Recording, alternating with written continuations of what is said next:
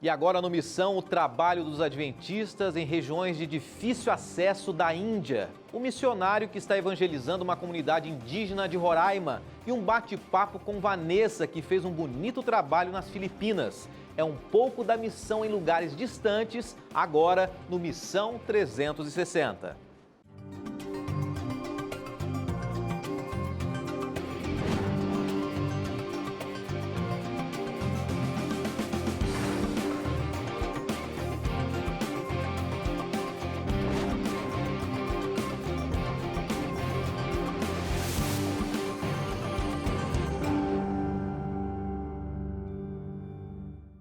Esse é o programa Missão 360, onde nós vamos dar um giro de 360 graus ao redor do mundo e conhecendo histórias de missionários e missões, falando do amor de Jesus para as pessoas. Eu não sei se a sua realidade é uma realidade motivadora, se você se sente desanimado, desmotivado, se sente, quem sabe, desqualificado para fazer algo e as pessoas não têm olhado para você como alguém muito capaz. Mas eu queria dizer para você que vale a pena você se dedicar à causa de Deus. Hoje as histórias documentam a vida de missionários levando esperança aos lugares remotos da terra. Pessoas que decidiram ser úteis, se dedicar. Nós vamos antes fazer uma parada rápida na região da Índia, no outro lado do mundo, e conhecer um pouquinho o quadro Bússola Missionária. Localizada entre o Mar da Arábia e a Baía de Bengala, a divisão sul da Ásia é uma região única e que chama atenção pelas suas cidades superpopulosas, montanhas nevadas e ilhas paradisíacas. Alguns de seus cartões postais são conhecidos no mundo todo, como o Taj Mahal, na Índia, e o Monte Everest, no Nepal. A divisão sul da Ásia compõe 4 países: Índia, Nepal, Butão e Maldivas. Em termos de população, esta é a divisão com o segundo maior número de habitantes. E alcançá-las é um dos maiores desafios aqui. Nesta região vivem 1 bilhão e 300 milhões de pessoas.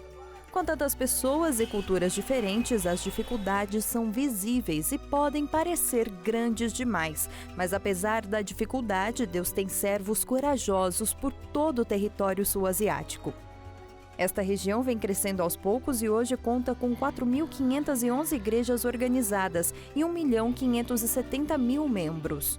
A proporção aqui é de um adventista para cada 865 habitantes. E isso ainda representa 0,13% da população total. Vilarejos pequenos e montanhas nevadas são características em comum de Nepal e Butão. Aqui, o hinduísmo e as religiões locais também representam um grande desafio missionário. Juntos, Nepal e Butão somam 34 igrejas e cerca de 10 mil membros em um território com mais de 29 milhões de habitantes. Um desafio refletido nos números. A proporção aqui é de um adventista para cada 3.100 pessoas. Na Índia, o hinduísmo também trava um dos seus maiores desafios de missão.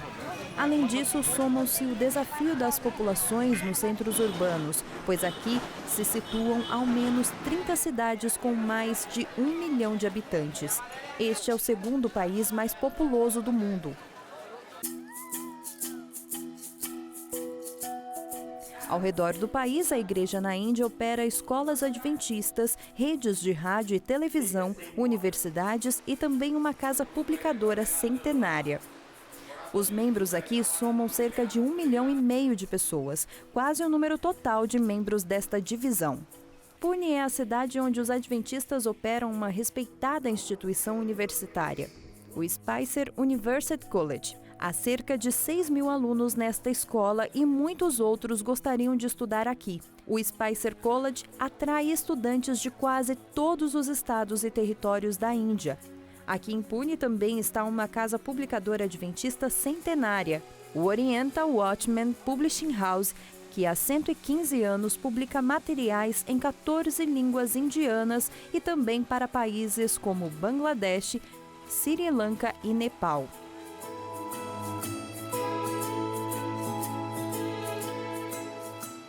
É um ministério missionário valioso, porque consegue entrar em muitos lares hindus, budistas e muçulmanos.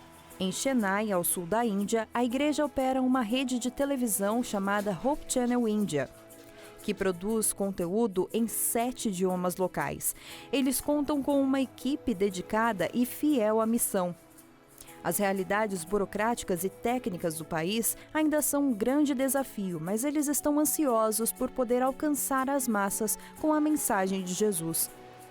Por favor, ore pela liderança local e pelos membros da igreja nesta região imersa dentro da janela 1040, pois estão ansiosos e comprometidos em levar Jesus ao mundo. Essa foi mais uma experiência bonita aqui no Missão 360 e agora nós vamos conversar dentro do estúdio com a Vanessa Valéria. A Vanessa tem uma experiência interessante de missão e traz uma lição para mim e para você também. Você pensa que é difícil, muito desastroso você sair do seu país, ir para outro, fazer uma missão? A gente vai conversar com a Vanessa agora, que vai contar qual foi o caminho para você, jovem, se sentir cada vez mais motivado aí para fazer a sua missão também, para realizar a sua missão. Ela foi para as Filipinas, ela é uma estudante de enfermagem. Agora, Vanessa, fala para a gente o seguinte, primeiro seja bem-vinda aqui. Obrigada.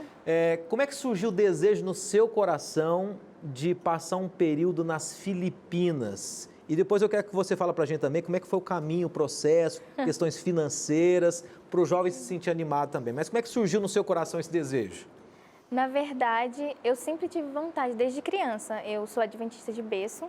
E aos sábados, quando a gente ia para a igreja, a parte que mais me chamava a atenção era a parte do informativo. Eu achava aquilo tão lindo, ouvir uma história de uma pessoa que foi trabalhar em outro lugar como missionário. E eu sempre falava, um dia eu vou ser missionária e minha história também vai estar no informativo. Que legal. E aí o tempo foi passando, eu terminei o ensino médio e fui para a faculdade, então eu vim para o NASP. E no NASP, eles têm um programa de voluntariado, que é o Change Your World. E esse programa, todos os meses de julho, todos os anos, as pessoas vão para projetos missionários. E eu comecei a me envolver. E eu vi que estava disponível para Filipinas, que eles estavam precisando de pessoas da área de enfermagem.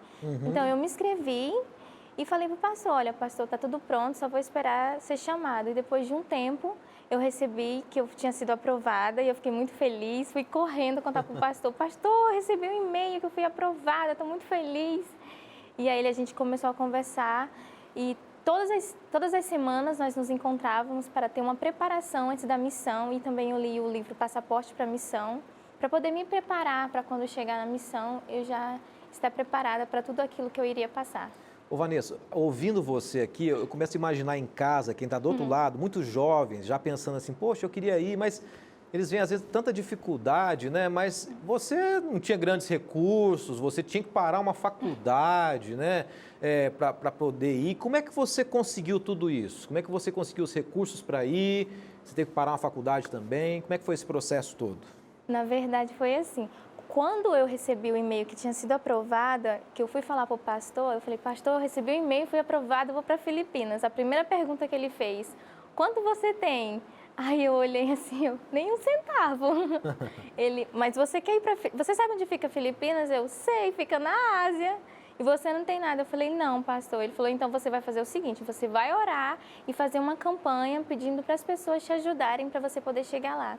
E eu nem passaporte tinha. Então eu comecei a conversar com as pessoas, falar com os meus professores, que eu tinha muita vontade de sair, que eu tinha vontade de ir para outro país como voluntária. E eu tinha recebido o chamado, só que faltava a parte do dinheiro, que eu não tinha nenhum centavo. E as pessoas começaram a me ajudar, um chegava e dava R$1.000, pessoas que eu nunca nem tinha visto chegavam e falavam, você é a moça que vai para Filipinas, né? Eu, sim. Então, R$500 aqui para você. E eu ficava assim, nossa... Você sentiu a mão de Deus conduzindo sim, mesmo, né? Então, eu ficava, nossa, Deus é realmente bom, que eu nunca tinha visto isso acontecer. E as pessoas chegavam e foram ajudando, muitas pessoas chegavam e me falavam, olha, eu estou orando por você, para que o projeto dê certo, para que a missão dê certo. E eu fiquei muito feliz com isso, porque eu via Deus realmente agindo ali naquele momento. E as pessoas foram me ajudando e até que a passagem, 20 dias antes da viagem, a passagem ainda não tinha sido comprada e foi um milagre assim que a passagem baixou de R$8.000 para R$4.000. Consegui comprar a passagem de ida e volta, toda com doações E eu agradeço muito a Deus por isso. As pessoas realmente sentiram firmeza, sentiram que você tinha essa disposição, né? Você fala um pouquinho sobre o preparo. Agora, chegando nas Filipinas, o que você encontrou lá? Como é que foi o processo da língua lá? Inglês. Inglês. Só que no início eu não falava inglês. Eu entendia, mas era bem pouco. Então, quando eu cheguei lá, eu ficava a maioria do tempo calada, não falava nada. Só ouvia muitas pessoas. E lá em Filipinas, o idioma deles, local, é o Itagalo. E onde eu morava, eles tinham um dialeto, que é o Ilucano. Então, eu ouvia muitas linguagens ao mesmo tempo. Eu ouvia o inglês, o Itagalo, que é o idioma de Filipinas, e o Ilucano, que é o dialeto do local que eu estava. Agora, você chegou lá, você fez o que exatamente, Vanessa? Qual foi a sua atuação?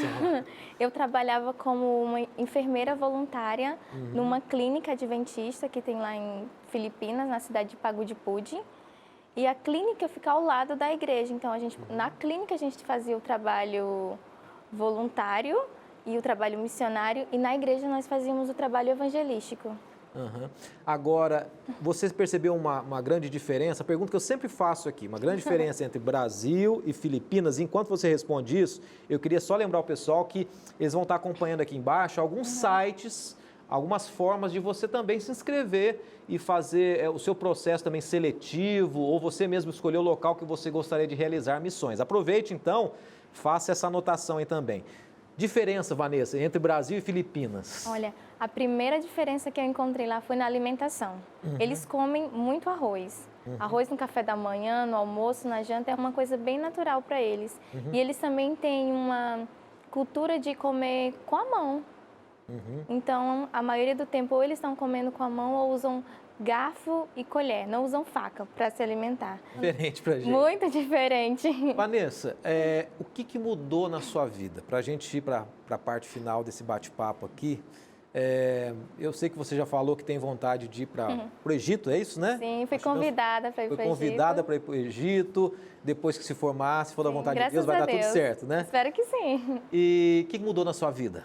Olha, eu acredito que agora eu posso olhar a vida mais ampliada, conheci novos horizontes, fui para Filipinas, um país que eu nunca nem tinha ouvido falar, e quando cheguei lá, Deus me abençoou bastante, não somente lá, mas também durante toda a minha vida, Deus me abençoou, e eu espero que outras pessoas também possam olhar a minha história e falar que também queiram ir para missões e trabalhar para Deus, que é muito bom. Agora, para a gente dar uma palavrinha final para quem está acompanhando a gente, o que você acha que pode mudar na vida de quem está em casa lá também? Qual que é a experiência que a pessoa pode ter dentro de uma missão? A experiência que pode ter realmente é uma experiência, é um contato muito próximo com Deus que nós temos. Não somente lá, mas o nosso contato com Deus deve começar muito antes, com a leitura diária da Bíblia e com todas as coisas, nossos afazeres do dia a dia, porque a maior experiência, quando a gente vai para a missão, a gente acha que vai ajudar as pessoas. Está indo lá, estou indo ajudar as pessoas em Filipinas, mas nós somos os maiores beneficiados, porque além de nós ajudarmos as outras pessoas, nós temos um contato muito grande com Deus. Então a pessoa quer se sentir útil, quer se sentir capacitada, ela começar a fazer por outras pessoas também, né? Sim. Eu acho que esse é o caminho. Foi muito bom conversar com você aqui, foi uma inspiração realmente. Obrigada. Gostoso conversar com você aqui, ver a sua simplicidade, ver o seu jeito, essa juventude toda disposta realmente a servir a Deus. E que Deus te use muito ainda, viu, Vanessa? Deus te abençoe. Muito obrigado. Obrigada. Esse foi o programa Missão 360, que está voltando daqui a pouquinho, após o intervalo, com muito mais histórias para você, que a história da Vanessa tenha sido uma inspiração para a sua vida e que você, jovem, olhe para essa história de hoje e faça o seu projeto de vida nas mãos de Deus também. A gente volta já já.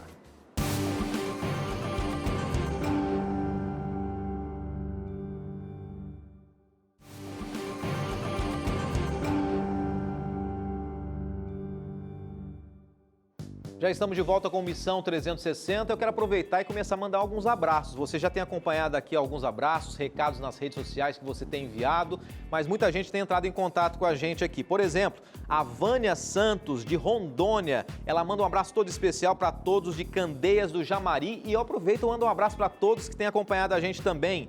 A Marta Rezende manda um abraço carinhoso e eu aproveito e mando também para todos de Água Fria de Goiás.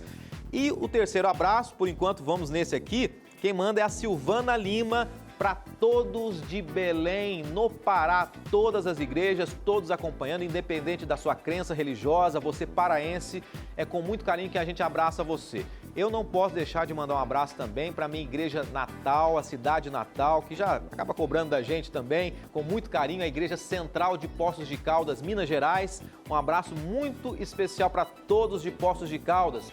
E é o momento da gente conhecer algumas igrejas. A primeira igreja de hoje, você enviou a foto e a gente vai mostrar agora aqui, a Igreja Adventista em Lavalle, Mendoza, na Argentina. Quem enviou para a gente foi o pastor Gabriel Sevasco. Muito obrigado, pastor Gabriel. Tem acompanhado o Missão 360 e o Mission 360. Temos muitos argentinos que são servidores aqui da TV Novo Tempo, muitos amigos. A gente aproveita e manda um abraço para todos os argentinos acompanhando a gente. Segunda igreja, a Igreja Adventista Água Verde, em Curitiba. Olha, eu tive o privilégio de estar nessa igreja, irmãos muito acolhedores, um carinho muito especial. Obrigado por ter enviado essa foto, fiquei até surpreso de ver agora. E com muito carinho a gente abraça todos de Curitiba e em especial ao Johnny Pinheiro, que foi quem enviou a foto para a gente aqui. E um abraço para todos os paranaenses acompanhando Missão 360. Próxima igreja, a Igreja Adventista San Vicente, nas Filipinas. Arge foi quem enviou para a gente essa foto, as pessoas em frente à igreja ali também. Em todos os lugares do mundo, Deus realmente cumprindo o propósito da missão e estabelecendo novas igrejas, novas comunidades, pessoas que têm abraçado o Evangelho e abraçado o cristianismo também. A gente fica muito feliz com isso. Você quer conhecer novas igrejas aqui no Brasil? Você entra no site encontreumaigreja.com.br, vou repetir, está aqui embaixo, encontreumaigreja.com.br, coloca o endereço mais próximo da sua região, da sua casa, onde você mora, e você vai conhecer qual é a igreja mais próxima de você. E em uma das áreas remotas de Roraima, um missionário sentiu a necessidade de evangelizar a tribo indígena de Júlia. Viaje comigo ao conhecer essa bela história, esse belo testemunho. O caminho até a tribo indígena de Júlia é longo. Uma estrada de terra vermelha marca a jornada que quase nos leva à fronteira com a Guiana, ao extremo norte do Brasil. Esta é uma comunidade indígena que fica dentro do município de Normandia, em Roraima. Longe de qualquer cidade e afastado da região central do Brasil, este é um daqueles lugares onde pregar o Evangelho se torna um desafio. Mas no meio dessa terra vasta, seca e quente, uma construção se destaca: uma igreja adventista do sétimo dia. Esta igreja é fruto do trabalho missionário de pessoas apaixonadas pelo Evangelho e pela missão. Ela foi inaugurada no início deste ano, com o objetivo de levar o amor de Jesus aos habitantes de Júlia. Tudo começou quando Tuxaua, o líder da comunidade indígena, adoeceu e sonhou que um missionário adventista chegaria até sua comunidade e que eles deveriam ouvi-lo. O líder da tribo faleceu e seu irmão Manuel ficou em seu lugar. Manuel gostou de ouvir o que Francisco tinha a dizer.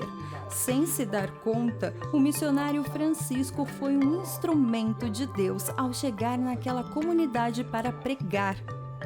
Eu, quando vim para Normandia, passei a trabalhar como motorista de caminhão e aí comecei trabalhando nas comunidades indígenas, carregando palha e fazer os meus contatos. Fiz muita amizade com os Tuxaua, já com esse propósito, com esse objetivo de um dia penetrar nessas comunidades para falar de Cristo para eles. Através do irmão Francisco, trouxe a mensagem para nós. Então, nós também ouvimos, nós acreditamos muito. Hoje nós estamos firmados na igreja. Nesta tarde quente, Francisco está visitando a comunidade para entregar uma literatura cristã. Eles também oram e estudam a Bíblia. Algumas noites, o irmão Francisco realiza evangelismo com os materiais da TV Novo Tempo. O conhecimento da Bíblia foi aumentando desde que eles construíram a igreja. Para muitos, a presença da igreja transformou a comunidade. A realidade de alguns lugares afastados envolve problemas como alcoolismo, pedofilia e relações incestuosas. A mensagem bíblica trazida pelo irmão Francisco começou a mudar o comportamento e o pensamento de muitos indígenas. Hoje, a Igreja Adventista de Júlia funciona regularmente e fica ao alcance de todos os indígenas de Júlia. Para mim é muito bom a igreja próxima da minha casa. Eu espero que essa igreja, que seja, não é que nem como nós estamos agora, só com essas 5 famílias, né? E mais os meus irmãos que se batizaram, mas eu queria ver essa igreja bem cheia. E também nós sair nessas cada comunidades, também nós levasse daqui essas mensagens. É isso que eu tenho esperança. Eles fizeram isso e já saem para pregar em outras 3 comunidades, Serra Grande, Patativa e Teso Vermelho, com o objetivo de ter mais igrejas na região. Hoje, mais de 500 indígenas de Roraima já estão conhecendo a Jesus e 18 se batizaram na comunidade de Júlia. Aonde existem pessoas, existe a necessidade de salvação. E lugares como Júlia nos lembram que, assim como Francisco, somos chamados para levar a mensagem de Deus até os confins da terra.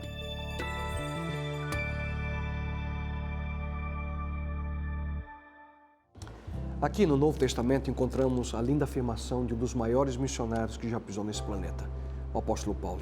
Ele afirma: "Não me envergonho do Evangelho, pois é o poder de Deus para a salvação de todo aquele que crê." O poder do Evangelho. Será que nós realmente entendemos o que isso significa? Uma das melhores narrativas bíblicas para entendermos melhor a natureza do Evangelho eterno é o pequeno livro de Jonas. Uma história repleta de surpresas e elementos absolutamente extraordinários. Mas você pode estar se perguntando o que a história de Jonas pode nos ensinar sobre o Evangelho e a missão de Deus? A história de Jonas talvez seja uma das mais conhecidas aqui na Bíblia. Frequentemente ela é vista como uma simples história infantil sobre um homem que foi engolido por um grande peixe. Entretanto, talvez não exista história mais mal compreendida. Ela é uma história de pecado, de graça, de desespero, mas acima de tudo, de livramento. É a história de um missionário rebelde que precisa ser resgatado de si mesmo e de um Deus cujo coração está decidido a resgatar a todos os rebeldes desse mundo. Na história de Jonas, nós encontramos a realidade de que todos nós somos grandes pecadores, mas Deus é o grande Salvador. Nesse pequeno livro no Antigo Testamento, nós encontramos lições sobre o perigo que é fugir da vontade de Deus, sobre o livramento que nós podemos viver quando nós nos submetemos à vontade desse Deus e sobre as consequências que outros experimentam quando cumprimos a vontade de Deus e, finalmente, sobre as dúvidas que enfrentamos quando questionamos a vontade do Criador do Universo.